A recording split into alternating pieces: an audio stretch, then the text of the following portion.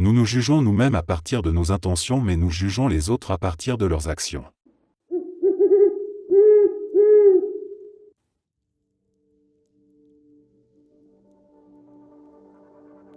Tu ne peux pas aimer quelqu'un au point de le forcer à t'aimer en retour. Cette phrase paraît évidente, mais elle frappe là où beaucoup de gens se sont déjà perdus.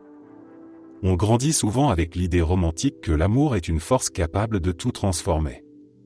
Que si l'on aime assez fort, assez sincèrement, assez généreusement, alors l'autre finira par voir notre valeur. Cette croyance donne l'impression que tout dépend de l'intensité de nos émotions. Comme si l'amour fonctionnait comme une équation simple dans laquelle la quantité d'attention, de tendresse ou de sacrifice finirait par créer une réaction identique chez l'autre. Pourtant, la réalité émotionnelle des êtres humains est beaucoup plus complexe que cela. Il y a quelque chose d'injuste dans cette vérité. On peut aimer quelqu'un profondément, sincèrement, avec la meilleure intention du monde. On peut être présent quand l'autre traverse des tempêtes. On peut l'écouter, le soutenir, lui offrir un espace sécurisant. On peut tout donner et pourtant ne recevoir que le silence, l'indifférence ou une affection qui n'a jamais la même intensité. Ce décalage entre ce que l'on ressent et ce que l'autre est capable de ressentir crée une douleur particulière. Une douleur qui ne naît pas d'un manque d'amour mais d'un amour qui n'est pas réciproque. Beaucoup de personnes tombent dans le piège de penser que si elles changent quelque chose en elles, l'autre finira par les aimer. Elles se disent que si elles deviennent plus patientes, plus intéressantes, plus compréhensives, plus présentes, alors quelque chose se débloquera. Elles s'imaginent que si elles prouvent leur loyauté, leur gentillesse ou leur capacité à pardonner, l'autre finira par ouvrir les yeux. Mais ce mécanisme épuise l'identité. Il pousse à se renier pour répondre à des attentes invisibles. Il transforme l'amour en performance permanente au lieu d'en faire un échange naturel et spontané. La réalité est que l'amour ne fonctionne pas selon le principe du mérite. On ne gagne pas le cœur de quelqu'un comme on gagnerait un prix après une série d'efforts remarquables. L'autre ressent ou ne ressent pas. Pas parce qu'on n'est pas assez bon. Pas parce qu'on n'a pas essayé assez fort. Mais parce que l'alchimie entre deux êtres ne peut pas être forcée. L'amour n'est pas une dette. Il n'est pas une récompense attribuée à ceux qui donnent le plus. Il est un mouvement intérieur qui ne suit pas toujours la logique que l'on aimerait lui imposer. Ce qui fait le plus mal est que parfois la personne qui ne t'aime pas comme tu l'aimes n'est pas méchante. Elle n'est simplement pas alignée émotionnellement avec toi. Elle a ses propres limites, ses blessures, ses ressentis. Elle ne peut pas se forcer non plus. Et comprendre cela est essentiel. L'amour non réciproque n'est pas une défaite. C'est une incompatibilité émotionnelle qui ne dit rien de ta valeur. Ce que l'on apprend à travers cette vérité est que l'amour sain n'a pas besoin d'être prouvé en permanence. Il ne demande pas de se surpasser pour être remarqué. Il ne crée pas de sentiment de manque chronique. Il n'oblige pas à supplier pour obtenir un minimum d'attention. Il se construit dans une dynamique où les deux personnes se choisissent de manière égale. Dans un espace où l'on se sent désiré sans devoir se battre pour exister dans le regard de l'autre. Accepter que l'on ne peut pas forcer quelqu'un à nous aimer est difficile car cela signifie renoncer à un rêve. Cela signifie reconnaître que même nos plus belles émotions ne suffisent pas toujours à créer une histoire. Mais accepter cette limite ouvre aussi la porte à une forme de liberté. La liberté de ne plus courir derrière quelqu'un qui ne nous voit pas. La liberté de ne plus investir son cœur dans une relation qui repose sur l'espoir plutôt que sur une réalité partagée. La liberté de se diriger vers des personnes qui n'ont pas besoin d'être convaincues pour nous aimer.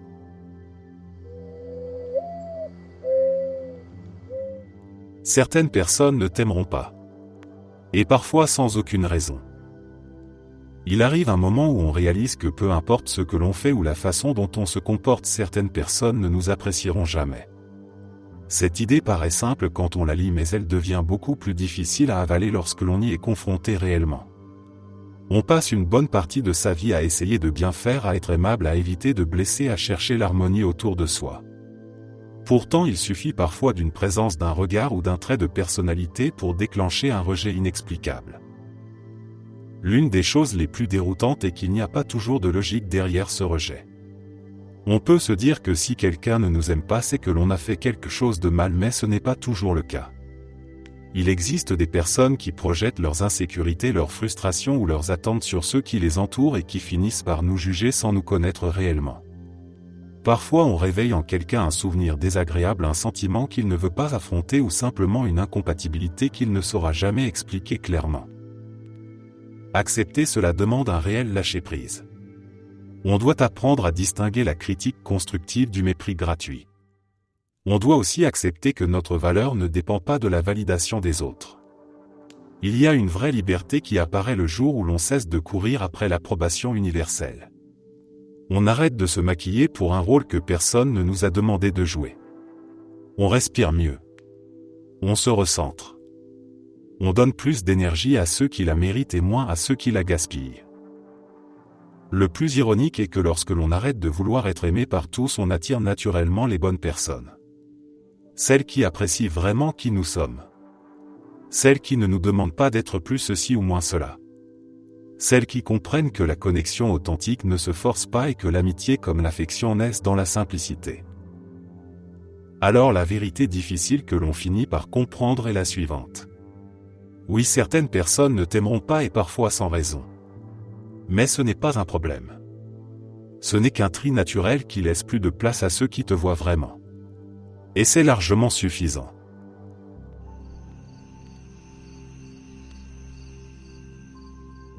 Tu dois apporter quelque chose au monde pour que les gens te donnent de la valeur. Il y a tellement de personnes qui pensent qu'elles méritent simplement d'avoir une petite amie ou un petit ami, mais si tu n'offres rien, si tu ne donnes rien de toi, alors tu ne recevras jamais une personne qui t'offre quelque chose en retour. C'est pareil pour l'amitié. Une amitié repose sur ce que tu apportes, pas sur ce que tu veux. Il s'agit d'écouter, d'être présent quand quelqu'un a besoin de toi, de l'aider. Quand on arrive dans la vingtaine, on pense surtout à ce que le monde peut nous offrir et rarement à ce que l'on peut offrir en retour. Il faut apporter quelque chose pour être utile à la société. Cette idée est souvent mal comprise parce qu'elle semble dure. Elle donne l'impression qu'il faut se transformer en machine à produire quelque chose pour mériter l'amour ou l'attention des autres. Pourtant, ce n'est pas une question de performance mais de réciprocité. Le problème ne vient pas des attentes que les autres auraient envers nous. Le problème vient de cette illusion que certains entretiennent, l'idée que le simple fait d'exister devrait leur garantir des relations solides et des connexions profondes. Comme si l'amour et l'amitié étaient des droits automatiques et non des constructions humaines qui reposent sur l'échange et la présence mutuelle. Beaucoup de gens veulent être aimés sans aimer. Être compris sans comprendre. Être entouré sans entourer. Être soutenu sans soutenir. Ils rêvent d'une relation qui viendrait comme une récompense pour avoir attendu suffisamment longtemps. Ils pensent que l'univers va finir par leur envoyer quelqu'un juste parce qu'ils en ont envie. Mais l'univers ne fonctionne pas comme cela. Les êtres humains non plus. Une relation, quelle qu'elle soit, est une forme d'investissement émotionnel. Pas un investissement financier ni matériel. Un investissement dans lequel on donne son temps, son attention, son écoute, sa gentillesse, sa patience, sa compréhension. Ce sont ces gestes invisibles qui créent la valeur. Ce sont ces actions qui font que quelqu'un se sent en sécurité près de toi. Et cela demande plus que de désirer être aimé. Cela demande une implication réelle dans la vie de quelqu'un d'autre. Ce que beaucoup découvrent en entrant dans la vingtaine, c'est que le monde n'est pas un distributeur qui offre des récompenses à ceux qui attendent en ligne. La vie adulte rappelle brutalement que l'on ne reçoit pas en fonction de ce que l'on souhaite mais en fonction de ce que l'on construit. On ne se fait pas des amis en observant les autres vivre. On ne crée pas une relation amoureuse en se contentant d'espérer. Il faut s'engager, ouvrir son cœur, montrer qu'on est capable de participer à la vie émotionnelle de quelqu'un, offrir une partie de soi. Ce que l'on offre ne doit pas être confondu avec de la performance sociale ou du charme superficiel. Il ne s'agit pas de devenir quelqu'un de spectaculaire. Il s'agit de devenir quelqu'un de présent. Quelqu'un qui écoute. Quelqu'un qui tient ses promesses. Quelqu'un qui respecte les autres. Quelqu'un qui sait faire des efforts pour maintenir les liens. Et surtout quelqu'un qui sait réfléchir à l'impact qu'il a autour de lui. L'une des plus grandes erreurs de la vingtaine est de croire que la valeur vient du statut, de l'apparence ou du charisme. En réalité, la valeur personnelle ne se trouve pas dans ce que tu parais mais dans ce que tu offres émotionnellement. C'est ce qui fait la différence entre quelqu'un qu'on tolère et quelqu'un qu'on garde dans sa vie. Entre une relation fragile et une relation solide. Entre un lien qui se brise au premier conflit et un lien qui traverse les saisons. Comprendre cela ne signifie pas s'effacer ni se sacrifier. Cela signifie réaliser que les relations fonctionnent sur un principe simple. Tu attires le type de personnes qui reconnaissent ce que tu offres. Si tu n'offres rien, tu n'attires rien de solide. Si tu offres le minimum, tu obtiens le minimum. Si tu es prêt à être présent, attentif et impliqué, tu finis par rencontrer des gens qui savent reconnaître et nourrir cette qualité. Être précieux pour la société ou pour les autres ne vient pas d'un titre ou d'une réussite. Cela vient de ta capacité à faire une différence dans la vie de ceux qui t'entourent. Et cette capacité commence par une remise en question fondamentale. Qu'est-ce que tu apportes réellement aux autres? Non pas par obligation mais par intention.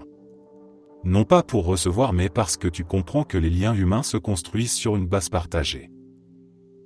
Ce que tu offres crée les fondations de ce que tu reçois.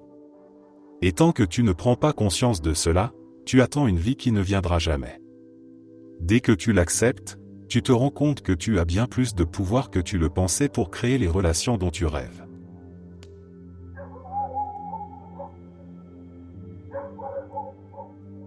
Tu ne peux pas faire confiance à ton employeur. Jamais. Il y a un moment où l'on découvre que le monde du travail n'est pas ce que l'on imaginait plus jeune. On grandit en pensant que si l'on travaille dur, que l'on se montre loyal et que l'on fait tout pour que l'entreprise réussisse, on sera naturellement protégé et considéré en retour. On se dit que l'employeur est une sorte de figure bienveillante qui récompense les efforts et reconnaît les sacrifices. Puis vient la réalité. L'entreprise n'est pas une personne et l'employeur n'est pas un ami. C'est une structure qui fonctionne avec des objectifs et des intérêts qui ne sont pas toujours alignés avec les nôtres.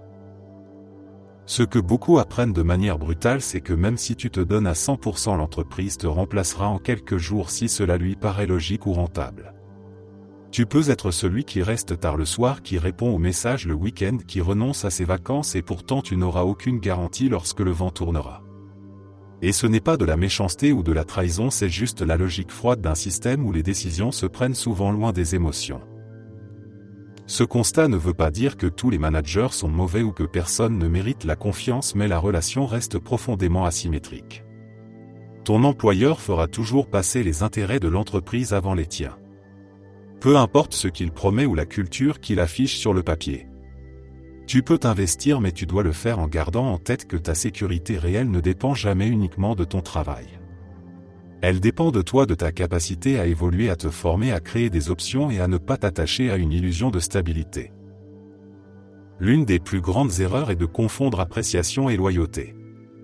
On peut te dire que tu es indispensable, que tu fais un travail incroyable, que tu es une pièce clé de l'équipe et pourtant si un chiffre dans une feuille Excel change, si une restructuration est décidée, si un nouveau dirigeant arrive avec de nouveaux plans, tout peut s'effondrer d'un coup. Ce que tu perds alors, ce n'est pas seulement un job, c'est parfois un morceau d'identité parce que tu as cru que ta valeur était liée à ce poste et à ce regard extérieur. Accepter cette vérité ne signifie pas devenir cynique ou amer. Cela veut dire apprendre à poser des limites. Cela veut dire comprendre que ton temps est précieux et que ta santé mentale ne doit pas être sacrifiée sur l'autel de la productivité. Cela veut dire te rappeler que tu travailles pour vivre et non l'inverse. Cela veut dire construire ta carrière comme une relation entre adultes et non comme un pacte émotionnel qui ne sera jamais réciproque.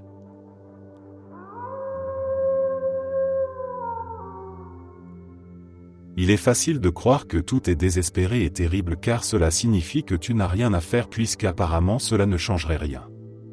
À quoi bon? Il y a un certain confort dans le désespoir. Tu peux rester assis, ne rien faire, croire que le monde est dirigé par une force mystérieuse et malveillante et dériver en pensant que les résultats seraient les mêmes que tu fasses tout ou rien. Il est beaucoup plus difficile d'accepter que tu as du pouvoir car cela implique une forme de responsabilité. La vérité est que pour ta propre vie, pour celle des gens autour de toi et dans une certaine mesure pour le monde, ce que tu fais a réellement un impact.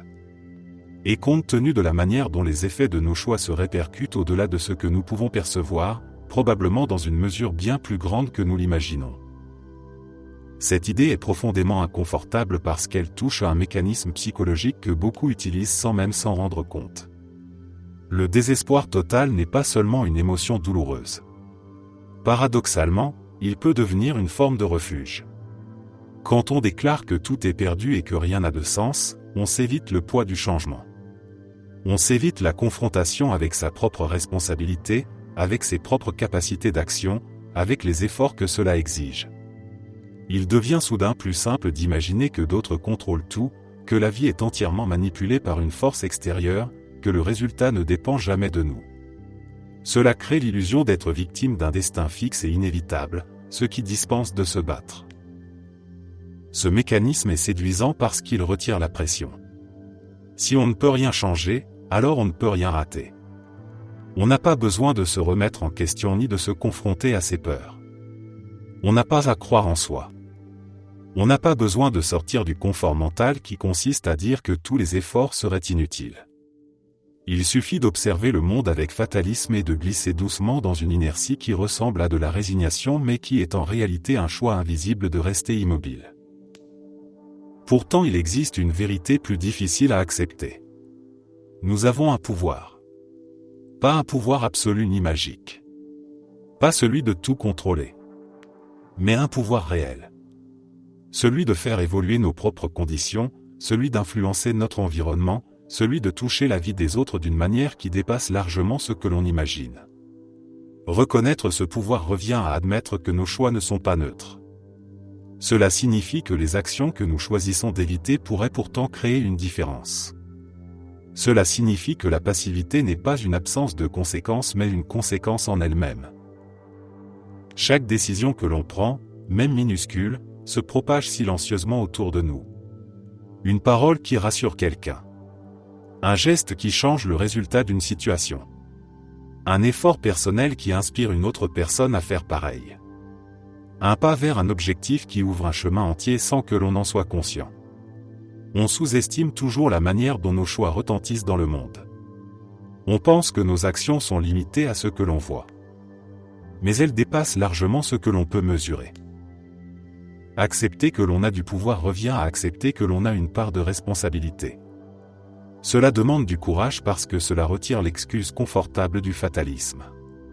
Cela oblige à sortir de la position défensive qui consiste à croire que tout ce qui se passe est hors de portée. Cela demande d'affronter la peur de l'échec et la peur du changement. Pourtant, c'est précisément dans cette prise de conscience que se trouve la possibilité d'une vie plus riche. Une vie où l'on ne subit pas seulement les événements mais où l'on participe activement à façonner sa trajectoire. Ce qui semble minuscule aujourd'hui peut devenir immense avec le temps. Ce qui paraît futile peut créer une transformation insoupçonnée. Refuser le confort du désespoir ne veut pas dire nier les difficultés du monde. Cela signifie simplement refuser de se retirer de sa propre existence. Cela signifie reconnaître que même si l'on ne peut pas tout changer, on peut toujours quelque chose. Et ce quelque chose compte bien plus que ce que l'on imagine.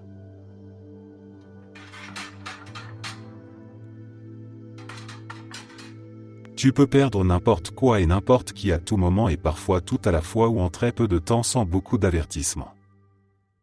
Il existe une vérité que très peu de gens veulent vraiment regarder en face parce qu'elle dérange profondément. Tout ce que nous considérons comme solide peut disparaître en un claquement de doigts. Les personnes que l'on aime, les situations qui nous rassurent, les routines qui nous donnent l'impression que la vie est stable. On s'accroche à tout cela comme si c'était permanent parce que l'idée même de l'impermanence nous semble insupportable. Pourtant, c'est dans cette impermanence que la vie se joue réellement. Le plus troublant est la brutalité avec laquelle tout peut changer. On pense toujours que les grandes pertes arrivent lentement, qu'on a le temps de s'y préparer, qu'on verra venir les signes annonciateurs. En réalité, beaucoup de ruptures sont silencieuses. On se réveille un matin et quelqu'un n'est plus là. On reçoit un message, un appel, un simple mot et le sol se dérobe. On perd un emploi, une relation, une amitié, une certitude, parfois même une version de soi qu'on ne pourra plus jamais retrouver. Et tout cela peut se produire dans un délai ridiculement court, comme si l'univers décidait de tout empiler pour tester notre capacité à continuer d'avancer. Cette idée fait peur mais elle révèle quelque chose d'essentiel. La stabilité est souvent une illusion. On construit notre quotidien sur des bases que l'on croit solides alors qu'elles reposent sur des variables que l'on ne contrôle pas. La santé des autres, leurs décisions, leurs émotions, les accidents, les imprévus, les changements de trajectoire. On pense être maître de notre vie alors qu'une grande partie dépend de facteurs qui nous échappent complètement. Comprendre cela ne signifie pas vivre dans la paranoïa ou l'angoisse constante. Cela invite simplement à regarder la vie avec un peu plus d'honnêteté. Rien n'est garanti. Rien n'est acquis. Les liens que nous avons aujourd'hui ne sont pas assurés pour demain. Alors ce que nous pouvons faire, c'est être présents tant que les choses existent. Dire aux gens que nous les apprécions au moment où ils sont encore là. Profiter des instants simples tant qu'ils sont accessibles.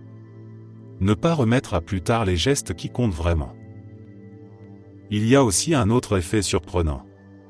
Quand on réalise que tout peut disparaître, on commence à prendre conscience de ce qui mérite réellement notre énergie.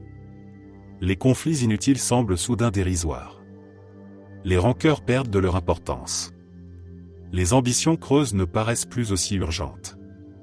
On commence à vivre plus intentionnellement parce qu'on sait que le temps n'est pas infini et que rien ne pourra jamais garantir la présence d'une personne ou d'une situation.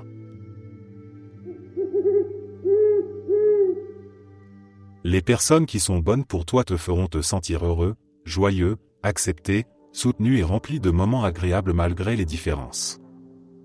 Les personnes qui ne sont pas bonnes pour toi te feront te sentir anxieux, triste, diminué, jugé et elles ne prendront jamais de nouvelles quand quelque chose ne va pas. Elles ne remarqueront même pas ton mal-être. Les gens authentiques ne te laisseront jamais souffrir en silence ni te regarder souffrir. Éloigne-toi de ceux qui provoquent en toi des émotions et des pensées négatives. Cette idée paraît évidente à première vue mais elle s'impose souvent après des années à se demander pourquoi certaines relations nous épuisent alors que d'autres nous apaisent instantanément.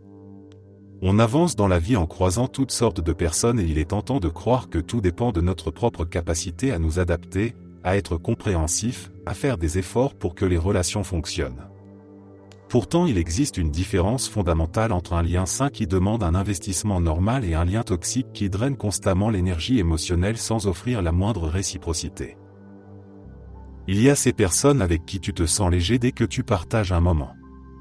Même dans les désaccords, il y a ce sentiment de sécurité intérieure qui rappelle que la connexion est solide. Elles te montrent que tu comptes et elles prennent soin de toi de manière discrète mais constante. Elles remarquent ton silence. Elles sentent quand quelque chose ne va pas parce qu'elles font attention à toi. Ce n'est pas de la perfection. C'est une présence qui te rappelle que tu n'as pas besoin de te justifier pour exister. Ce sont des relations où tu te sens autorisé à être toi-même sans crainte de te faire juger ou ridiculiser. Et puis il y a les autres. Ceux qui semblent présents seulement quand cela les arrange. Ceux qui transforment subtilement chaque interaction en épreuve psychologique. Ceux qui te laissent repartir plus lourd que tu n'es arrivé. Avec eux, l'anxiété devient un réflexe. Tu commences à te demander si chaque mot sera mal interprété. Tu surveilles constamment ton comportement par peur d'être critiqué. Tu t'excuses pour des choses qui n'ont aucun rapport avec toi. Et ce qui fait le plus mal est l'indifférence silencieuse. Cette absence de réaction quand tu ne vas pas bien. Ce regard qui ne cherche jamais à comprendre. Cette impression d'être invisible même lorsqu'on souffre en face d'eux. Accepté ou ignoré. Soutenu ou épuisé. On pense parfois que la nuance se trouve au milieu mais elle se trouve dans la cohérence. Un comportement peut parfois être maladroit mais une personne réellement bienveillante ne te laissera pas dériver dans ton inconfort. Elle ne te fera pas douter de ta valeur à chaque interaction. Elle ne fera pas de la distance affective un mode de fonctionnement normal. À l'inverse, une personne centrée sur elle-même te poussera à croire que tu demandes trop alors que tu ne demandes que la base du respect humain. Prendre conscience de cela est souvent douloureux parce que cela signifie mettre une distance avec des gens que l'on connaît depuis longtemps. Parfois même avec des proches ou des amis que l'on avait idéalisés. Pourtant, c'est une étape essentielle pour retrouver sa tranquillité mentale. La vie devient bien plus simple quand on comprend que l'on n'est pas obligé de se battre pour mériter la place qu'on occupe dans le cœur de quelqu'un. L'amour, qu'il soit amical ou romantique, n'est pas une récompense accordée après avoir souffert assez longtemps. C'est un espace de réciprocité où chacun veut naturellement le bien de l'autre. S'éloigner de ceux qui génèrent tristesse, anxiété ou insécurité n'est pas un acte d'égoïsme. C'est un acte de survie émotionnelle. Et ce qui est paradoxal est qu'on commence réellement à attirer de meilleures personnes quand on refuse enfin de tolérer le mauvais comportement des autres. On cesse alors de normaliser la douleur. On arrête de fabriquer des excuses pour ceux qui ne se soucient pas de nous. On se choisit. Et cette simple décision change la manière dont on traverse le monde.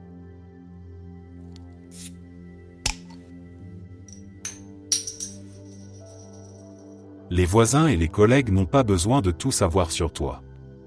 Ce ne sont pas tes amis. Il faut un certain temps pour comprendre que la proximité physique ou professionnelle ne crée pas automatiquement un lien de confiance. On grandit parfois avec l'idée que les gens qui nous entourent quotidiennement sont censés devenir des amis ou au moins des confidents naturels. Pourtant, dans la vraie vie, le voisinage et le milieu de travail fonctionnent comme des micro-sociétés où chacun porte ses propres intérêts, ses propres insécurités et parfois ses propres intentions. Et dans ces espaces, la confidentialité devient une forme de protection. Il y a quelque chose de presque instinctif dans notre envie de partager. L'être humain cherche la connexion et quand on voit les mêmes visages chaque jour, il est facile de glisser dans un excès de transparence. On raconte des détails personnels, des frustrations, des projets intimes sans se rendre compte que tout le monde ne mérite pas ce niveau d'accès. Les voisins qui te saluent dans l'escalier et les collègues qui plaisantent avec toi à la pause café ne sont pas forcément des personnes qui te soutiendront lorsque quelque chose ira mal. Certains resteront neutres, certains profiteront des informations et certains les utiliseront pour nourrir leur curiosité ou leur propre discussion. L'un des moments les plus inconfortables survient lorsque l'on réalise que ce que l'on a partagé innocemment circule d'une bouche à l'autre. Les conversations deviennent des rumeurs. Les confidences deviennent des sujets de bureau. Une simple remarque peut être déformée, amplifiée ou sortie de son contexte. Et soudain l'on comprend que trop donner n'est pas synonyme de créer un lien mais de perdre une partie de son espace personnel. Il est essentiel d'admettre que tout le monde n'a pas de mauvaises intentions mais que tout le monde n'a pas non plus un rôle émotionnel dans notre vie. Le voisin qui te dit bonjour avec le sourire peut apprécier ta présence sans avoir besoin de connaître tes problèmes familiaux. La collègue qui mange à côté de toi peut être agréable sans être une personne à qui tu peux confier tes peurs ou tes ambitions. Distinguer la courtoisie de la confiance est une forme de maturité que l'on développe souvent après quelques mauvaises expériences. Garder certaines choses pour soi n'est pas un signe de froideur. C'est un signe de lucidité. C'est comprendre que ton intimité est précieuse et que la partager doit être un choix réfléchi. Les relations authentiques se construisent rarement dans les espaces forcés comme le travail ou le voisinage. Elles naissent plutôt de valeurs communes, d'expériences partagées et de preuves de fiabilité au fil du temps.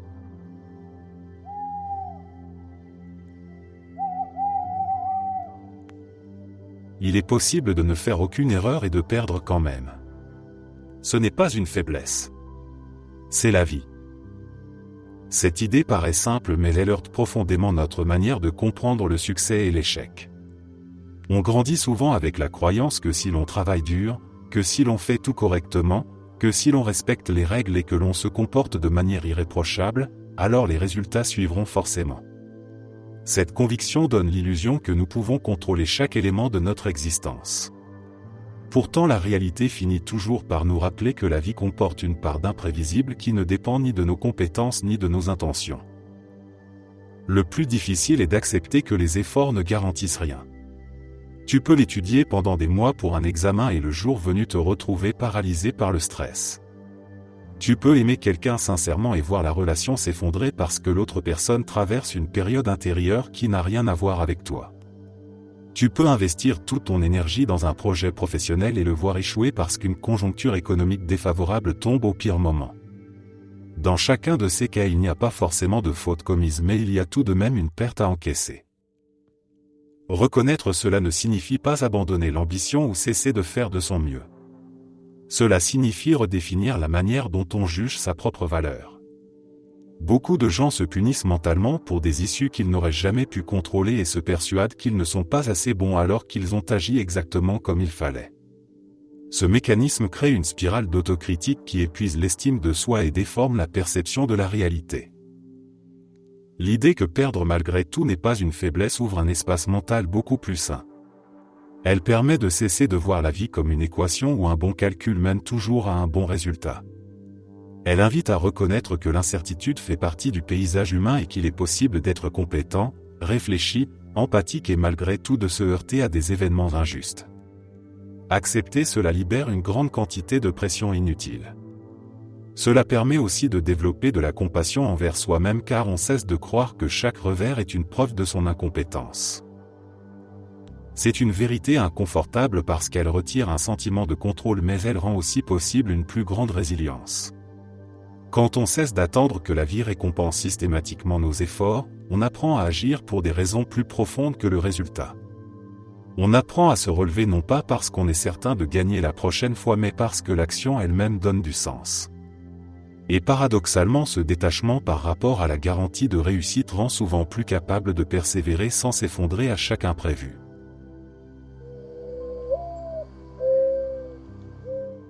Ne te lance pas dans des disputes. Personne ne changera d'avis. Il y a un moment où l'on se rend compte que la plupart des disputes ne sont pas de véritables échanges d'idées mais des batailles d'ego.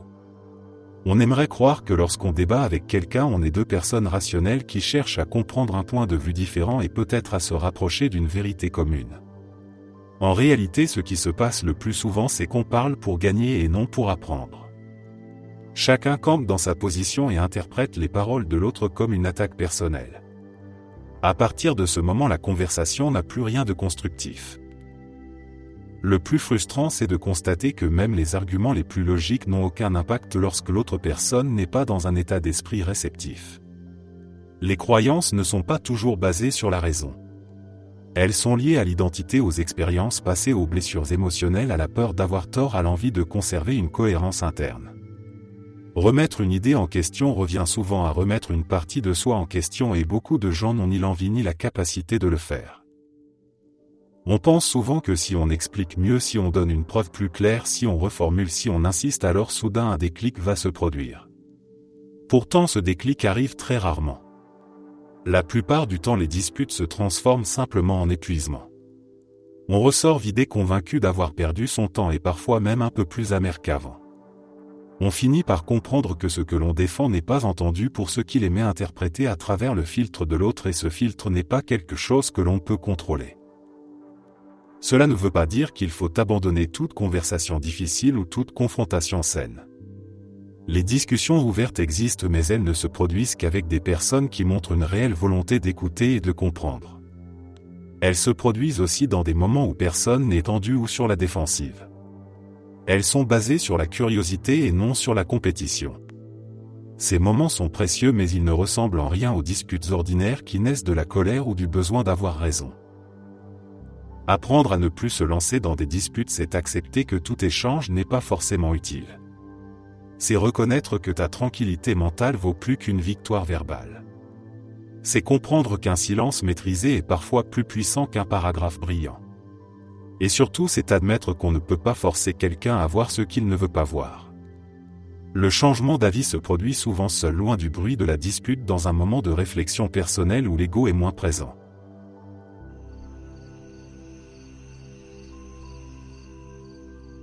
Les opinions des autres n'ont pas l'importance que l'on imagine. On grandit en pensant que le regard extérieur est une sorte de force invisible capable de définir notre valeur. Puis un jour on réalise que la plupart des gens ne pensent même pas réellement par eux-mêmes. Leurs convictions semblent solides en façade mais dès qu'on gratte un peu on découvre qu'elles proviennent souvent d'ailleurs. Elles sont héritées d'un environnement, absorbées par habitude, copiées sans réflexion ou adoptées pour appartenir à un groupe. Ce constat change complètement la manière dont on perçoit le jugement des autres. Il y a quelque chose de presque libérateur dans cette prise de conscience. Pendant longtemps on imagine que ceux qui jugent ont une raison valable de le faire, comme s'ils possédaient une perspective que nous n'avons pas. Pourtant lorsque l'on observe les conversations du quotidien on remarque vite que beaucoup d'opinions reposent sur des raccourcis mentaux ou des émotions passagères. Elles ne sont pas le résultat d'une analyse profonde mais d'un automatisme. On répète ce que l'on a entendu. On adopte la position du groupe. On défend l'idée qui conforte notre vision du monde. Et tout cela est fragile. Ce qui rend ces opinions encore moins pertinentes, c'est qu'elles s'effondreraient si la personne qui les tient décidait honnêtement de réfléchir aux faits. Il suffit parfois de poser 2 ou 3 questions basiques pour que l'assurance s'évapore. Certaines personnes défendent des idées qu'elles n'ont jamais examinées sérieusement. Elles ne s'en rendent même pas compte car la société donne l'illusion que posséder une opinion est plus important que comprendre un sujet. On vit dans un monde où affirmer vaut souvent plus que savoir et où le bruit remplace la réflexion. Quand on intègre cela, le poids du jugement extérieur commence enfin à s'alléger. Pourquoi se soucier d'opinions qui ne reposent sur rien de solide?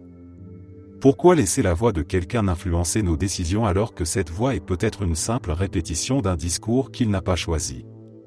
Cela ne signifie pas que les gens sont stupides mais simplement que la pensée autonome demande un effort que beaucoup ne font pas. Ils se laissent emporter par le courant et défendent des positions comme on défend une habitude. Rien de tout cela n'a le pouvoir de déterminer notre valeur. L'autre facette de cette prise de conscience est qu'elle nous oblige à examiner nos propres opinions. On apprend à reconnaître que nous aussi avons parfois répété des choses sans y penser. Cette lucidité peut devenir un outil. Elle permet de se détacher de l'image que l'on croit devoir maintenir. Elle permet de choisir quelle voix mérite réellement d'être entendue. Certains avis sont précieux parce qu'ils viennent de personnes capables de réfléchir, d'écouter et d'admettre leurs erreurs. Tous les autres ne sont que du bruit de fond. À partir de là, on commence à vivre différemment. On porte moins ce poids invisible qui pousse à conformer ses actions au jugement extérieur. On s'autorise à faire ce qui a du sens pour nous parce qu'on comprend que la majorité des réactions ne sont que des échos de pensée dont les gens ne sont même pas les auteurs. On réalise que la vraie liberté n'est pas d'empêcher les autres d'avoir une opinion mais de choisir de ne pas s'y attacher.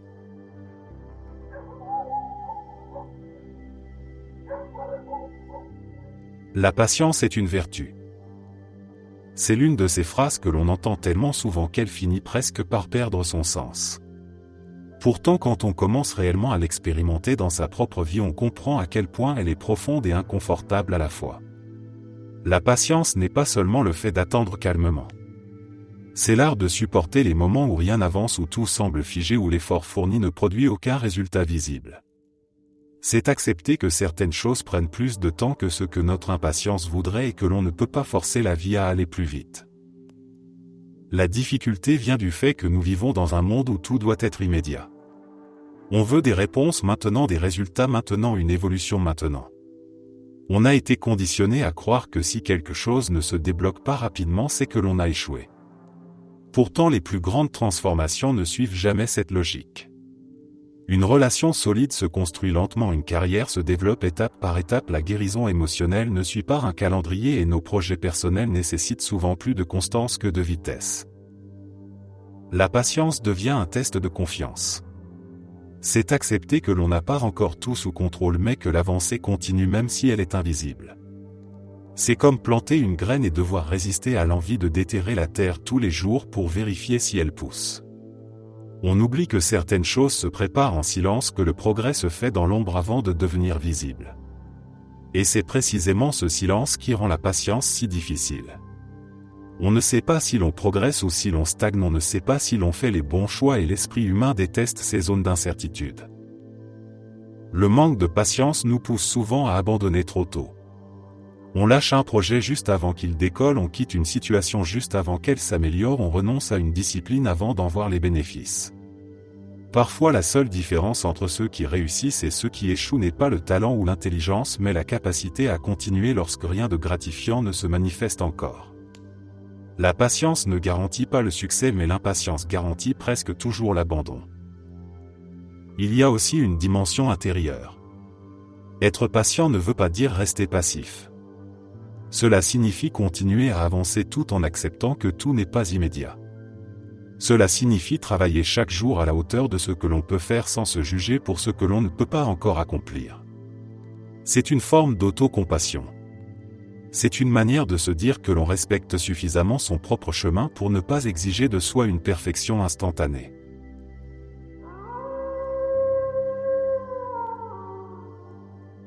Apprendre à dire « je ne sais pas » est l'un des gestes les plus simples en apparence mais aussi l'un des plus difficiles à intégrer.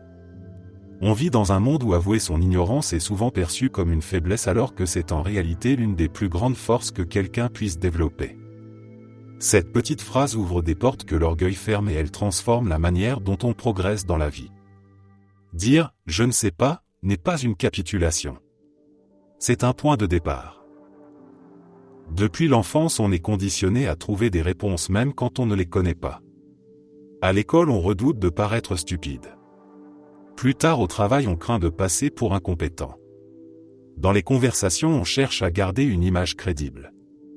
On finit par développer une sorte de réflexe où l'on prétend savoir parce que reconnaître l'inverse semble trop inconfortable. Pourtant, ce réflexe est une barrière invisible qui empêche la curiosité de s'exprimer. On ne pose plus de questions par peur d'exposer une faille et on s'enferme dans des certitudes superficielles. Lorsque l'on commence à dire « je ne sais pas », quelque chose change intérieurement. On relâche la pression de devoir tout maîtriser et on crée un espace où l'apprentissage redevient possible. Les personnes qui acceptent leur ignorance sont celles qui osent demander, chercher, approfondir. Elles n'ont pas à défendre une façade. Elles peuvent écouter. Elles peuvent corriger leurs erreurs plus vite parce qu'elles ne s'accrochent pas à l'idée d'avoir raison. Cela les rend plus réceptives, plus flexibles et paradoxalement plus compétentes avec le temps. Dire « je ne sais pas » ne signifie pas renoncer à comprendre. C'est au contraire une manière honnête d'admettre que le sujet mérite plus d'attention.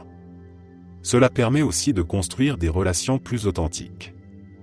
Les gens se sentent plus à l'aise face à quelqu'un qui n'essaie pas de dominer la conversation ou de masquer ses limites. Ils partagent plus volontiers leurs connaissances. Ils expliquent davantage. Ils s'ouvrent. Reconnaître que l'on ne sait pas est un moyen discret mais puissant de dire « je suis prêt à apprendre ». Ce qui rend cette phrase précieuse, c'est qu'elle coupe court à l'illusion de contrôle. Le savoir n'est pas une destination finale mais un processus. On ne peut pas tout connaître et on ne devrait pas s'y attendre.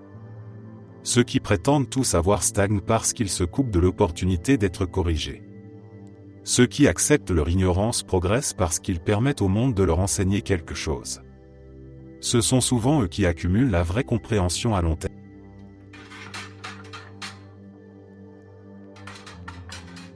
Tu peux faire de ton mieux avec quelqu'un et malgré tout devenir le méchant de son histoire.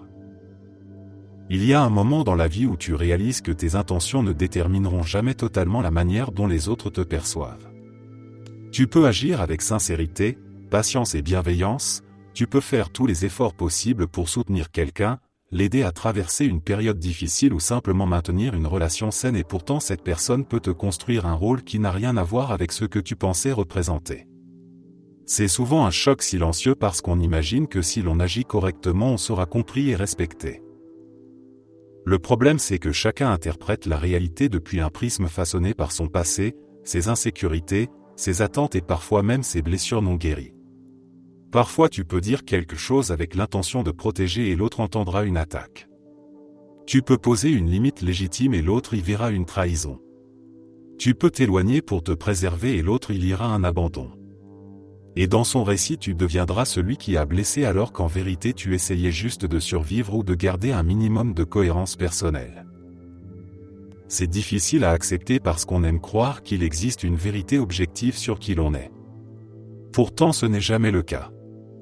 Il existe plusieurs versions de toi qui vivent dans l'esprit des autres et aucune n'est entièrement fidèle à la réalité. La tienne incluse. Ce qui fait le plus mal c'est l'idée qu'être le méchant dans l'histoire de quelqu'un ne signifie pas forcément que tu as fait quelque chose de mal. Parfois c'est simplement la conséquence de ne pas correspondre aux attentes qu'on plaçait en toi. À un moment il faut apprendre à vivre avec l'idée que tout le monde ne t'accordera pas le bénéfice du doute et que tout le monde ne racontera pas ton rôle avec justice. Ce n'est pas quelque chose qu'on peut contrôler et ce n'est pas non plus quelque chose qu'on doit essayer de corriger à tout prix. La paix vient quand tu comprends que ton devoir n'est pas d'être le héros dans l'esprit des autres mais d'être honnête avec toi-même et avec la manière dont tu choisis d'agir.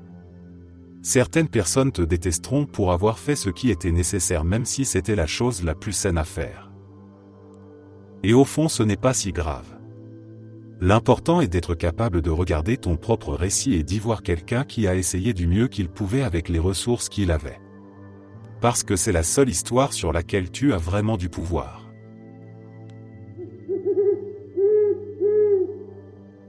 Dans la vie de tous les jours, la plupart des gens ne font absolument pas attention à nous.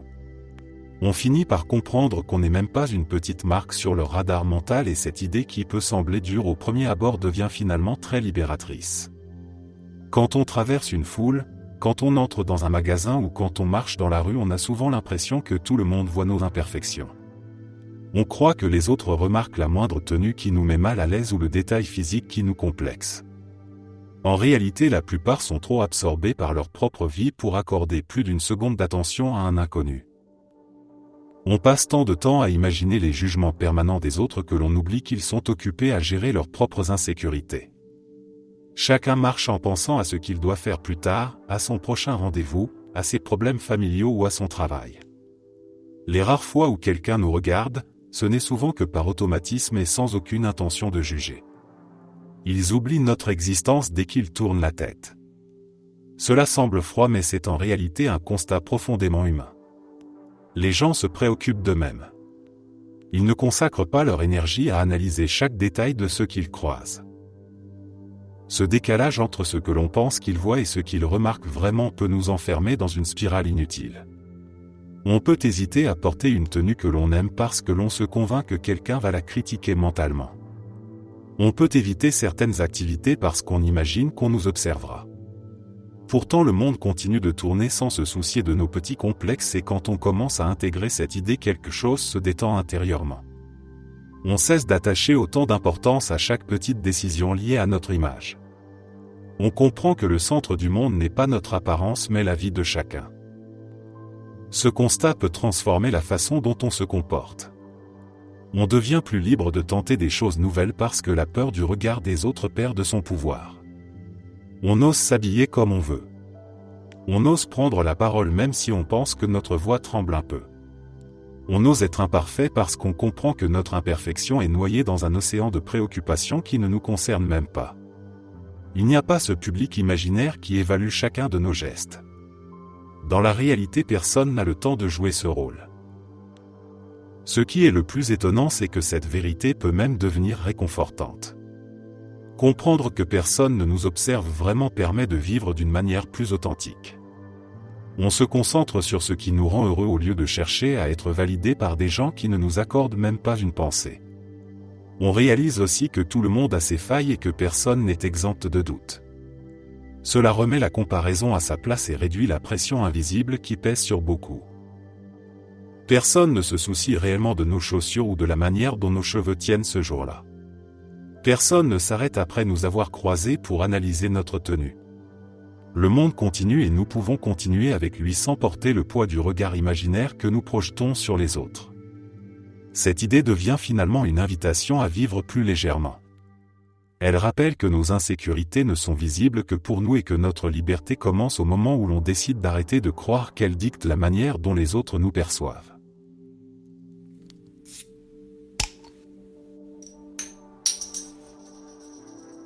La mort finit par venir pour tout le monde et c'est un rappel brutal qu'il faut serrer ceux qu'on aime tant qu'ils sont encore là. Il y a quelque chose de profondément inconfortable dans cette idée et pourtant c'est l'une des rares vérités que personne ne peut contourner.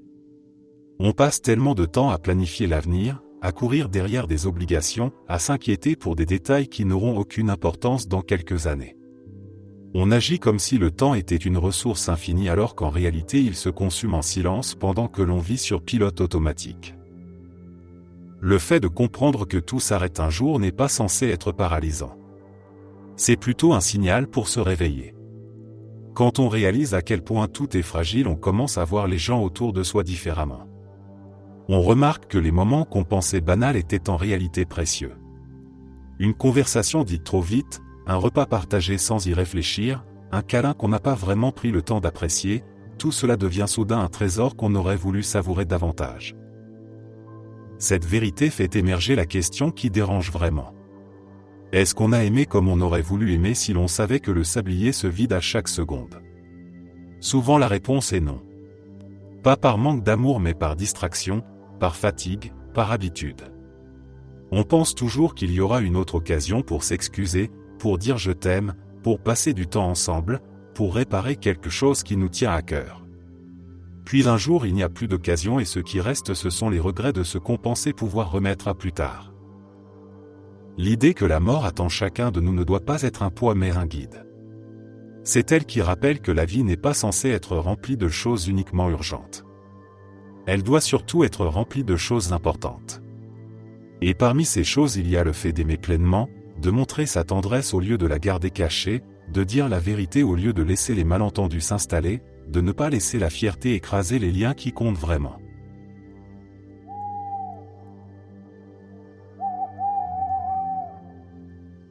Avant de finir mes études secondaires, je pensais que la fin du lycée signifierait la fin des comportements immatures et bruyants.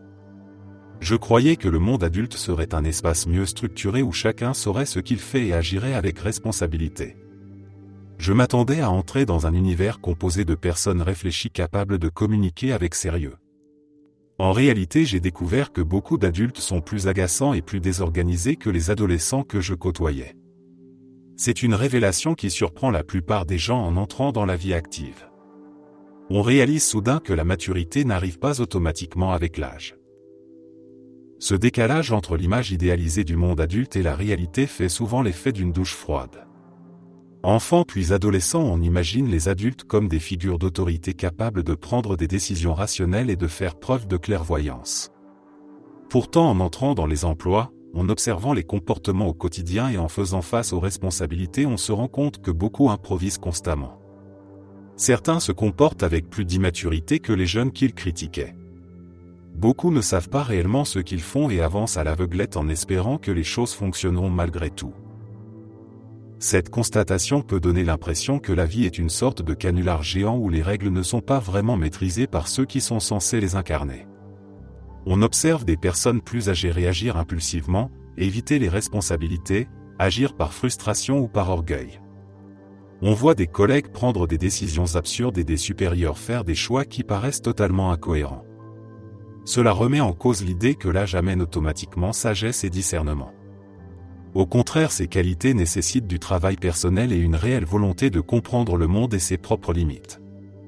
Beaucoup ne font jamais ce travail. Cette vérité peut être inquiétante, mais elle peut aussi devenir libératrice. Une fois que l'on accepte que personne ne détient vraiment le mode d'emploi de la vie, on cesse de se sentir inférieur ou perdu. On comprend que tout le monde navigue dans l'incertitude. Certains le cachent mieux que d'autres. Certains compensent par de la confiance ou par de la rigidité. D'autres progressent avec humilité. Voir la vie comme une sorte de grande improvisation permet de relâcher cette pression invisible qui pousse à vouloir tout maîtriser. Cela permet aussi de relativiser le comportement des autres puisque leurs incohérences cessent d'être surprenantes et deviennent simplement le reflet de leur propre confusion. Cette prise de conscience ouvre également la porte à une forme de lucidité. On réalise qu'être adulte ne signifie pas avoir tout compris. Cela signifie apprendre à prendre des décisions même quand on n'a pas toutes les informations et accepter que l'on peut se tromper. Cela signifie reconnaître que certains adultes n'évolueront jamais au-delà de leurs réflexes adolescents et qu'il ne sert à rien d'attendre d'eux un comportement mature. Accepter cela n'est pas du cynisme mais une manière de se protéger et de mieux comprendre le monde.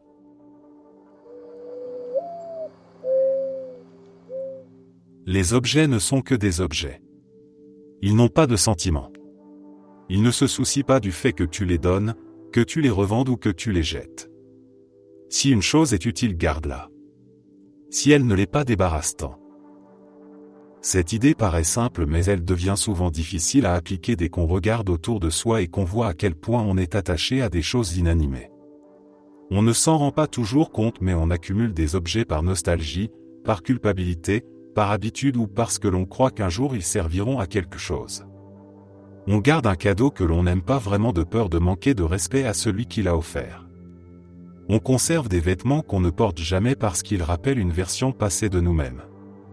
On laisse ces objets occuper de l'espace physique mais aussi mental. Le fait de rappeler qu'un objet n'a aucune émotion permet de remettre les choses à leur juste place. Ce n'est pas l'objet qui porte le souvenir, c'est nous. On peut se souvenir d'un moment heureux sans avoir besoin de conserver chaque fragment matériel qui y est associé. L'attachement sentimental est réel mais il n'est pas inscrit dans l'objet lui-même. Il vient de la signification qu'on lui donne. Et cette signification ne disparaît pas si l'objet s'en va. Elle s'intègre dans notre mémoire et dans ce que l'on a vécu. Cette vérité aide aussi à briser une illusion très courante. Celle qui nous fait croire que plus on possède de choses, plus on est en sécurité ou plus on a de valeur. Pourtant, l'encombrement finit souvent par nous éloigner de ce qui compte réellement. À force de vouloir garder tout, on ne laisse plus de place pour ce qui pourrait entrer dans notre vie et qui serait vraiment utile ou enrichissant. Le fait de se délester de l'inutile n'est pas une perte mais un nettoyage mental qui permet de respirer et de se recentrer. Être capable de se débarrasser d'un objet qui ne sert plus est un acte de lucidité. Ce n'est pas un rejet du passé ni un manque de sentiments, c'est simplement reconnaître que tout n'a pas vocation à rester. Certains objets nous accompagnent pendant longtemps parce qu'ils ont une fonction claire ou une utilité réelle.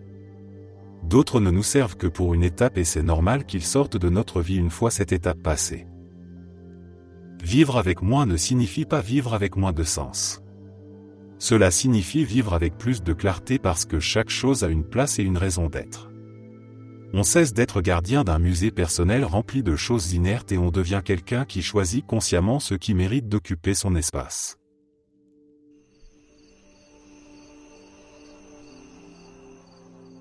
Accepter l'échec et réussir à avancer malgré lui est l'une de ces compétences que personne ne nous apprend vraiment et pourtant elle conditionne presque tout dans la vie. L'idée que l'on peut faire tout ce qu'il faut, suivre chaque étape consciencieusement, prendre les bonnes décisions et échouer quand même est brutalement vraie. Beaucoup l'apprennent tard et certains ne l'acceptent jamais vraiment. Pourtant cette vérité est essentielle car elle change la manière dont on perçoit la réussite, mais aussi la manière dont on se perçoit soi-même. On grandit souvent avec l'illusion que l'effort conduit automatiquement au résultat. L'école nous renforce cette idée. Tu révises, tu passes l'examen, tu obtiens ton résultat. Certaines personnes réalisent à l'âge adulte que la réalité est beaucoup plus chaotique. Tu peux travailler dur, planifier, anticiper et pourtant voir tout s'effondrer pour des raisons qui ne dépendent même pas de toi. Un marché change, un recruteur choisit quelqu'un d'autre, un projet capote à cause d'un mauvais timing. Cela peut créer un sentiment profond d'injustice et parfois même de honte, comme si l'échec révélait quelque chose de fondamentalement mauvais en nous alors qu'il ne fait souvent que révéler que le monde n'est pas entièrement sous notre contrôle. C'est précisément cette idée qui rend l'acceptation de l'échec si importante. L'échec n'est pas la preuve que tout était mauvais. Parfois il survient malgré un travail irréprochable. Parfois il est simplement la conséquence d'un environnement qui ne nous laissait aucune chance. L'accepter ne signifie pas se résigner mais reconnaître que l'effort n'est jamais une garantie. Cela permet de relâcher une pression immense. On commence alors à se voir comme quelqu'un qui avance par tentatives successives et non comme quelqu'un qui doit réussir du premier coup pour valider sa valeur. Le plus difficile n'est pas l'échec lui-même mais ce que l'on en déduit. Beaucoup se paralysent après une chute. Ils se convainquent qu'ils n'ont pas ce qu'il faut ou que ce n'est pas pour eux. Pourtant la capacité de recommencer est souvent ce qui distingue ceux qui avancent de ceux qui restent bloqués. Recommencer n'est pas une preuve d'acharnement aveugle mais une preuve de courage. C'est accepter que la vie ne garantit rien et choisir quand même d'essayer à nouveau. C'est décider que malgré l'incertitude, l'effort mérite d'exister. L'échec devient alors moins une finalité qu'un processus. Il cesse d'être une condamnation et devient une étape intermédiaire. Ceux qui apprennent à l'accepter cessent de se battre contre eux-mêmes. Ils comprennent qu'il n'y a rien de honteux dans le fait de tomber si l'on choisit encore une fois de se relever. Et cette façon de penser finit par créer une forme de tranquillité intérieure. Les tentatives cessent d'être perçues comme des ultimatums et deviennent des expériences. La peur diminue et l'envie d'essayer augmente.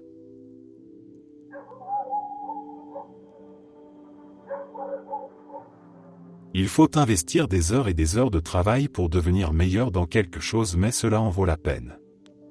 La vie est longue et développer des compétences en vaut vraiment l'effort. Il y a une illusion très répandue qui nous pousse à croire que le talent suffit ou qu'une forme de facilité naturelle devrait nous permettre de progresser sans trop de difficultés. Pourtant tout ce qui a réellement de la valeur demande du temps.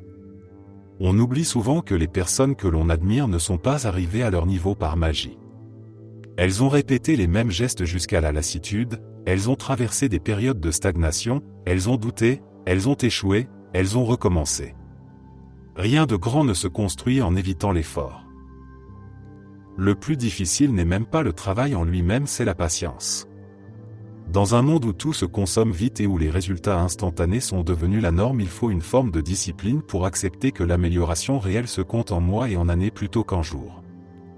On voudrait être bon immédiatement et quand on ne l'est pas, on se dit qu'on n'est pas fait pour ça. Pourtant, ce que l'on interprète comme un manque de talent n'est souvent qu'un manque de temps accumulé. La beauté dans cette réalité, c'est que la vie est assez longue pour permettre cette accumulation. Il est facile d'oublier qu'on a le droit de se construire lentement. Se dire qu'on mettra peut-être plusieurs années à maîtriser une compétence n'est pas décourageant quand on réalise qu'on sera toujours là dans plusieurs années et qu'on peut choisir ce que cette version future de nous-mêmes saura faire. Chaque heure investie est une heure que cette future version n'aura plus à investir. Développer une compétence change aussi la manière dont on se perçoit. On commence par se battre avec la frustration, puis un jour on remarque qu'un geste devient plus fluide ou qu'une compréhension s'éclaire soudainement. Ce sont de minuscules victoires qui s'accumulent et qui finissent par transformer quelqu'un qui doutait de lui en quelqu'un qui sait qu'il peut progresser par la seule force de sa persévérance. L'effort répété n'est pas seulement un moyen d'atteindre un objectif, c'est une forme d'investissement dans sa propre confiance. Chaque compétence que l'on développe rend la vie plus large et plus riche.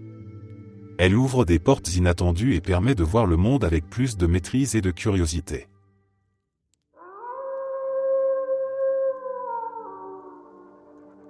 Il arrive que le simple fait d'avoir raison ne suffise pas à convaincre les autres et il est parfois étonnant de découvrir que certaines personnes iront même à l'encontre de leurs propres intérêts plutôt que d'accepter une idée qui ne vient pas d'eux.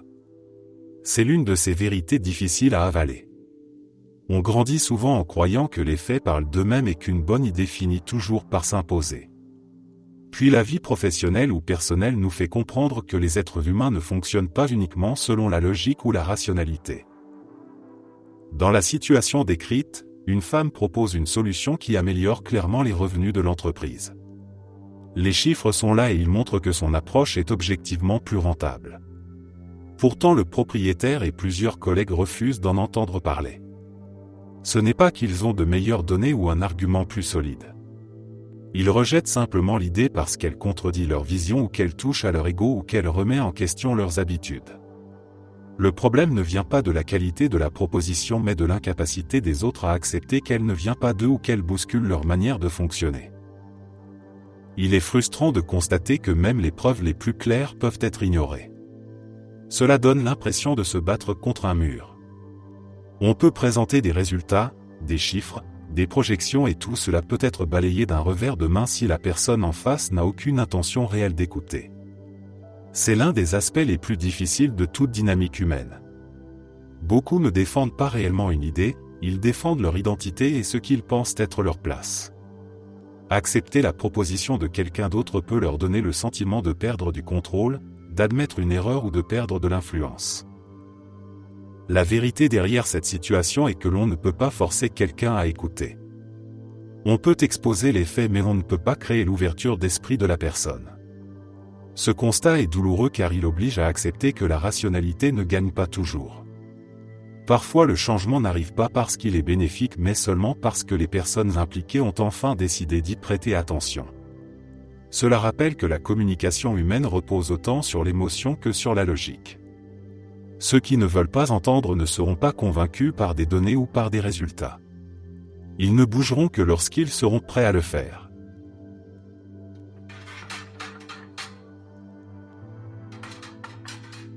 Le karma n'est pas réel.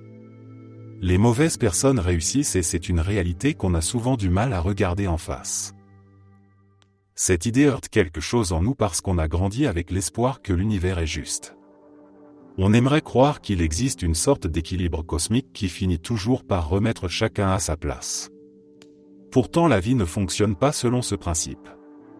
On voit des personnes malhonnêtes gravir les échelons, des manipulateurs obtenir de l'influence, des égoïstes accumuler des richesses et parfois même être applaudis pour cela.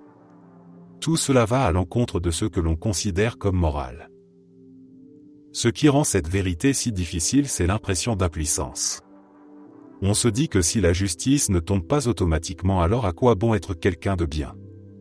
À quoi bon faire l'effort de respecter les autres quand certains obtiennent plus en manquant de respect à tout le monde?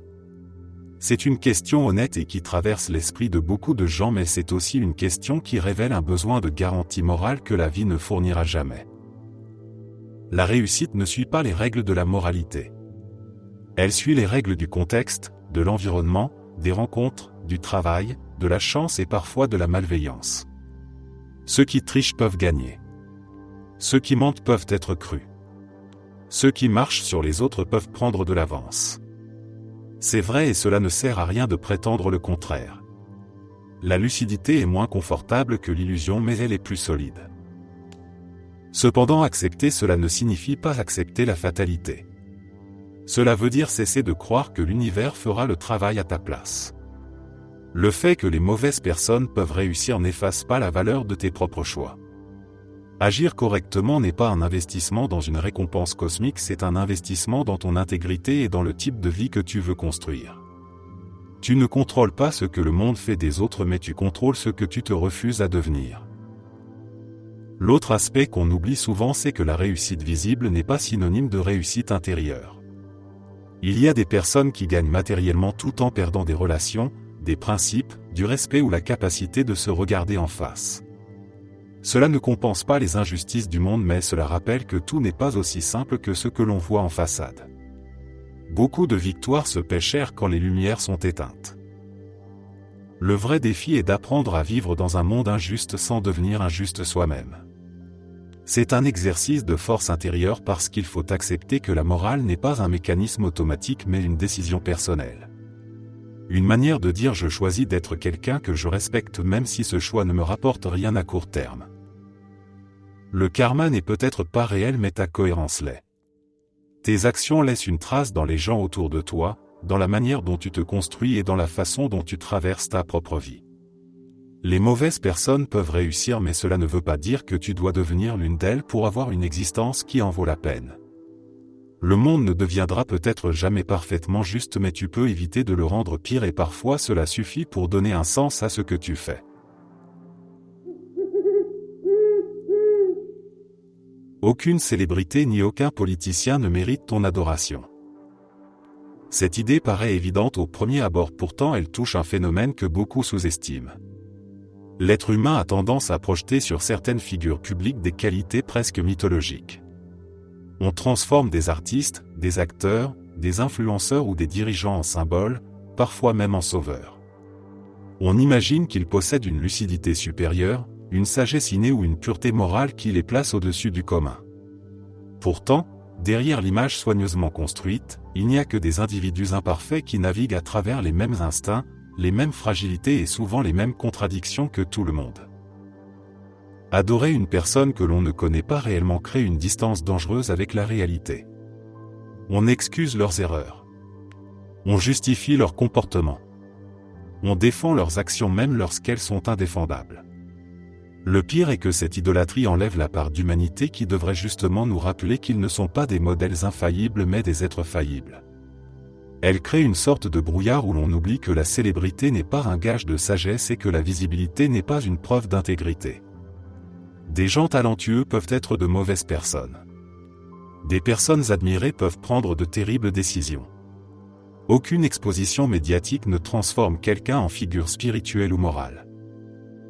Cette dynamique est particulièrement dangereuse dans le domaine politique. Lorsqu'on sacralise un leader, on cesse d'évaluer ses actions de manière critique. On adhère à ses idées non pas parce qu'elles sont justes mais parce qu'elles viennent de lui.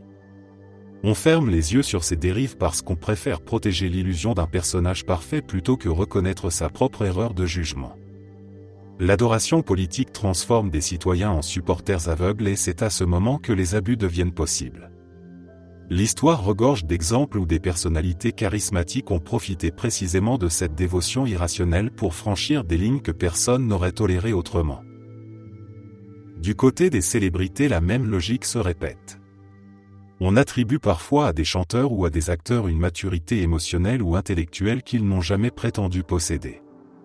On les érige en modèles de vie alors que certaines de leurs propres trajectoires sont bâties sur des pressions immenses, des addictions, des choix hasardeux et des fractures personnelles que l'on ne voit jamais.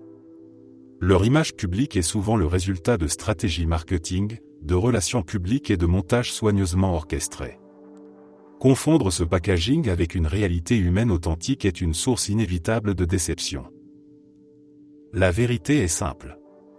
On peut admirer des œuvres, respecter un talent, reconnaître une influence ou apprécier une vision politique sans basculer dans l'idolâtrie. On peut reconnaître l'impact d'une personne sans lui donner le statut de modèle absolu. On peut apprendre d'eux sans les suivre aveuglément. Le respect est sain. L'inspiration est précieuse. L'adoration est dangereuse car elle enlève toute nuance et toute responsabilité.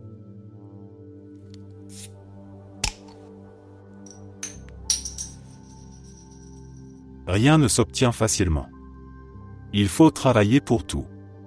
Personne ne se soucie vraiment de toi à part ta famille. Personne n'en a rien à foutre de ce que tu fais, alors occupe-toi de tes affaires et avance. Et le meilleur dans tout ça, c'est que tu vas mourir un jour. Donc profite de ta vie et arrête de t'inquiéter pour des conneries. Ce genre de vérité a un goût amer au premier abord parce qu'elle t'arrache à l'idée confortable que le monde s'intéresse à ton parcours ou qu'il existe une récompense automatique pour l'effort minimal. Pourtant, dès que tu commences à vivre un peu plus consciemment, tu vois bien que la facilité n'est qu'un mythe vendu pour éviter les frustrations. Tout ce qui a un minimum de valeur demande de la sueur, de la discipline et un certain degré de solitude. Il n'existe pas de raccourci magique et ceux qui semblent en avoir trouvé un finissent toujours par payer le prix quelque part. Quand tu comprends que la plupart des gens sont trop absorbés par leurs propres problèmes pour prêter une réelle attention aux tiens, tu te libères d'un poids énorme. On a tendance à se surveiller, à s'auto-censurer et à adapter son comportement par peur d'être jugé. La vérité, c'est que les autres sont rarement en train de t'évaluer. Ils sont occupés à essayer de survivre dans leur propre chaos intérieur. Cela signifie que tu peux avancer sans avoir à justifier chaque choix ou chaque erreur. Tu peux apprendre en public, échouer en public, recommencer en public parce que la majorité des gens ne retiennent même pas ce que tu fais. Cette absence d'attention extérieure peut sembler froide, mais en réalité elle est libératrice. Elle t'offre la permission de ne pas jouer un personnage. De travailler pour toi et non pour un public imaginaire. De construire quelque chose sur le long terme sans attendre que quelqu'un vienne t'applaudir ou reconnaître tes efforts. Le monde ne te doit rien, alors paradoxalement cela te donne la pleine responsabilité de façonner ta vie comme tu l'entends. Et puis il y a cette dernière vérité. Celle qui remet absolument tout en perspective. Le fait que tout finira un jour.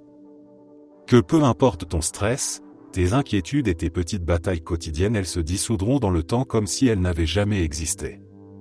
Dans un sens, cela peut sembler nihiliste, mais c'est en réalité ce qui donne du relief à l'existence. La finitude de la vie n'est pas une menace, c'est un rappel. Un rappel que tu n'as pas le luxe de gaspiller ton énergie à te tordre l'esprit pour des choses qui n'auront aucune importance dans quelques mois ou quelques années. Savoir que tu vas mourir un jour rend chaque moment plus précieux. Cela te pousse à savourer les instants simples au lieu de les traverser sans y penser. Cela t'encourage à prendre des risques au lieu d'attendre un futur parfait qui n'existera jamais. Cela t'oblige à poser la question qui compte vraiment. Est-ce que je vis comme j'en ai envie ou est-ce que je suis en train de jouer un rôle qui ne m'appartient pas ?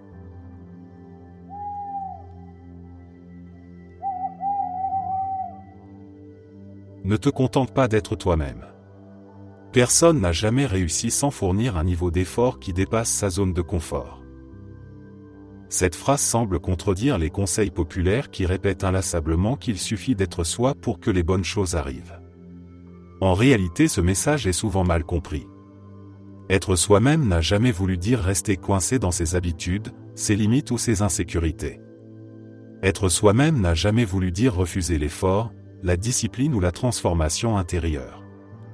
Il existe une version de toi capable de beaucoup plus que ce que tu fais d'aujourd'hui, mais cette version ne se révèle pas en restant immobile. Elle apparaît lorsque tu acceptes de te confronter à ce qui te réduit. On s'imagine parfois que la réussite repose sur un talent naturel ou sur le simple fait de suivre sa nature. Pourtant, chaque personne qui a accompli quelque chose de significatif a traversé une étape de friction, de fatigue, de doute et parfois même de malaise profond. Le confort n'a jamais sculpté personne. Le confort maintient ce que l'on est déjà. L'inconfort rend possible ce que l'on pourrait devenir. Il y a une part de toi qui ne se développe qu'en sortant volontairement de tes habitudes familières et en affrontant les situations qui t'obligent à changer ta manière d'agir et de penser. Beaucoup confondent authenticité et stagnation. Ils se disent qu'ils doivent rester fidèles à eux-mêmes alors qu'en réalité ils restent fidèles à leurs peurs, à leurs excuses, à leurs limites. Ils se cachent derrière l'idée de naturalité pour éviter l'effort. Ils affirment qu'ils ne sont pas faits pour ceci ou cela alors que la vérité est qu'ils n'ont jamais essayé assez longtemps ou assez sérieusement pour découvrir ce dont ils sont réellement capables. La croissance n'arrive pas automatiquement. Elle demande de s'exposer aux choses qui dérangent, d'affronter ses insuffisances et d'accepter d'être mauvais avant de devenir meilleur. Le paradoxe est que le véritable soi n'apparaît que grâce au dépassement. Ce que tu es aujourd'hui n'est qu'une version intermédiaire façonnée par ton passé. Ce que tu peux devenir dépend du nombre de fois où tu accepteras de traverser l'inconfort au lieu de l'éviter. C'est ce moment où tu continues malgré la difficulté qui forge ton identité. C'est lorsque tu refuses de t'arrêter que tu te découvres plus solide que tu ne le pensais. Tu ne trahis pas ton authenticité en évoluant. Au contraire, tu t'en rapproches. Tu te débarrasses de tout ce qui t'empêche de voir ton potentiel réel. Dire simplement d'être soi revient souvent à encourager la passivité. Dire de se dépasser est une invitation à s'élever. L'effort inconfortable n'est pas une trahison de ta nature. C'est le pont qui te permet de rejoindre une version de toi qui existe déjà en potentiel. Personne ne réussit en restant dans ce qui est facile. Personne ne construit une vie solide en se limitant à ce qui est agréable. La réussite n'est pas un décor qui apparaît tout seul. C'est un terrain que l'on gagne en avançant précisément là où on ne se sent pas prêt.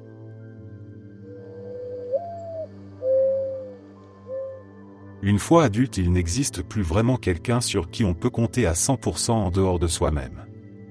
Il y aura toujours des personnes dans la vie sur lesquelles s'appuyer, mais chacun possède des limites dans ce qu'il peut réellement offrir. Il arrive un moment où l'on réalise que l'indépendance n'est pas seulement une compétence mais une nécessité. On grandit en pensant que certains liens sont inébranlables et qu'ils suffiront à nous porter lorsque tout vacille. Puis l'expérience finit par montrer que même les personnes les plus bienveillantes ont leurs propres combats et leurs propres priorités. Ce n'est pas un signe de désamour ni un abandon.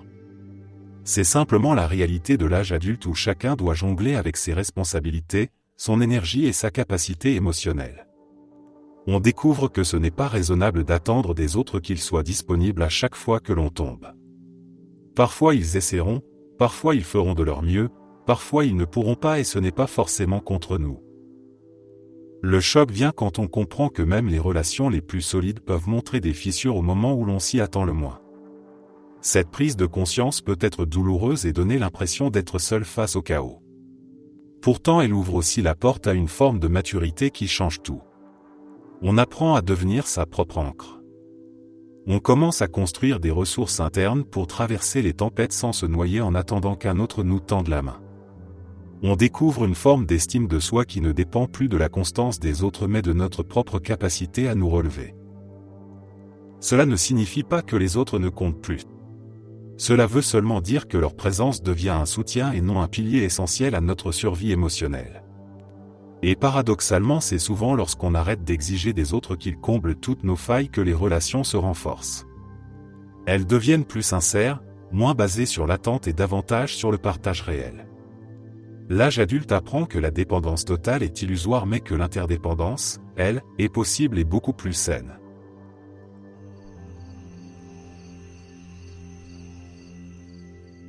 Le bonheur et la satisfaction sont entièrement internes et dépendent des critères que l'on choisit pour les mesurer. Personne et rien ne peut réellement te rendre heureux si tu n'as pas décidé de laisser cette chose ou cette personne t'apporter quelque chose. C'est pour cela qu'il existe tant de gens riches profondément malheureux et tant de personnes qui ont objectivement une belle vie mais qui continuent malgré tout à désirer toujours plus. Cette idée paraît abstraite jusqu'au moment où l'on remarque que deux personnes peuvent vivre la même situation et en tirer des ressentis radicalement différents. L'une est comblée par ce qu'elle possède, l'autre se sent vide. Ce n'est pas la situation qui change, c'est leur manière de la mesurer. Le bonheur n'est pas un objet à obtenir et la satisfaction n'est pas une liste de cases à cocher. Ce sont des perceptions qui dépendent de la façon dont on interprète ce que l'on vit. On peut avoir un bon salaire, une relation stable, une maison confortable et malgré tout se sentir comme si quelque chose manquait. Ce manque n'est pas externe. C'est un décalage intérieur entre ce que l'on valorise réellement et ce sur quoi on concentre son énergie. La société encourage souvent à poursuivre des standards de réussite qui ne correspondent pas forcément à nos besoins personnels. On finit par se convaincre qu'un certain statut ou qu'une certaine possession est la clé du bonheur. Puis, une fois atteint, on découvre qu'il ne procure qu'un soulagement temporaire. C'est à ce moment que certains ressentent ce vide étrange qui pousse à chercher encore plus loin. Comme si l'étape suivante allait enfin débloquer l'émotion recherchée. Le problème est que le curseur interne se déplace constamment. On se fixe de nouvelles exigences, de nouveaux critères et le sentiment d'insatisfaction persiste. Inversement, certaines personnes possèdent très peu mais ont choisi des mesures internes différentes. Elles valorisent la paix, la simplicité, la liberté, la présence, les relations authentiques ou même la seule capacité de traverser une journée sans s'effondrer. Elles trouvent du sens là où d'autres ne verraient qu'un quotidien banal. Ce n'est pas parce qu'elles possèdent plus. C'est parce qu'elles mesurent différemment. Reconnaître que le bonheur est intérieur n'est pas une invitation à l'inaction ni un appel à se satisfaire de tout. C'est plutôt comprendre que la poursuite externe ne fonctionnera jamais si l'état interne n'a pas été clarifié. Cela oblige à se demander ce que l'on valorise vraiment. Cela pousse à arrêter d'emprunter les critères des autres pour définir sa propre satisfaction. Cela demande de redéfinir le succès à partir de soi et non du regard extérieur.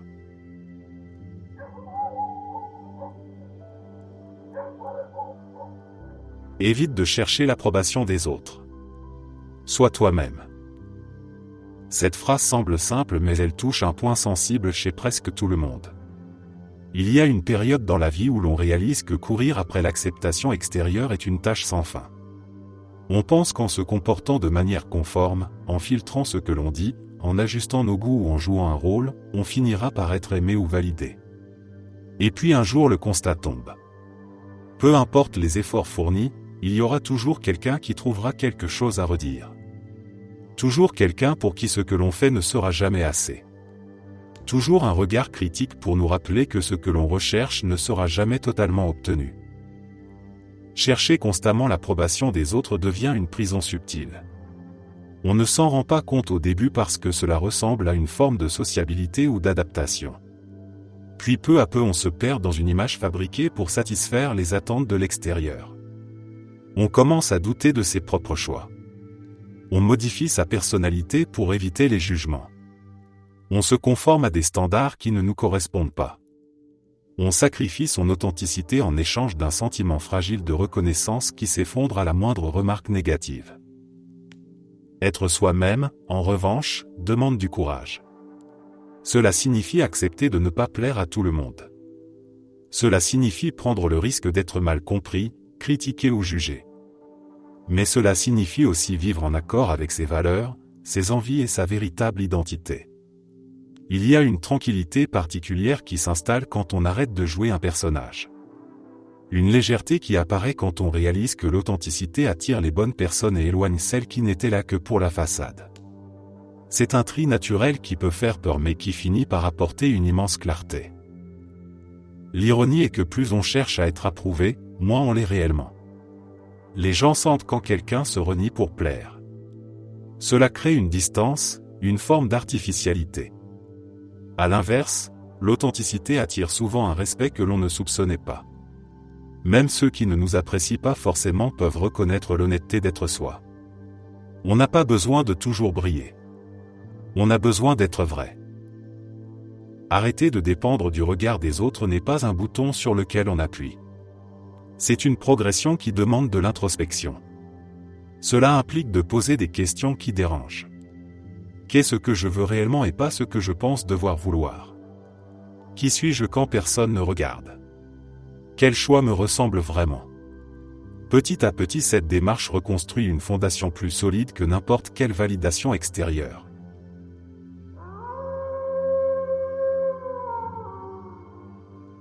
C'est davantage un dicton, mais il éclaire énormément de situations. Nous nous jugeons nous-mêmes à partir de nos intentions, mais nous jugeons les autres à partir de leurs actions. Autrement dit, les gens te percevront selon ce que tu fais et tes intentions comptent très peu.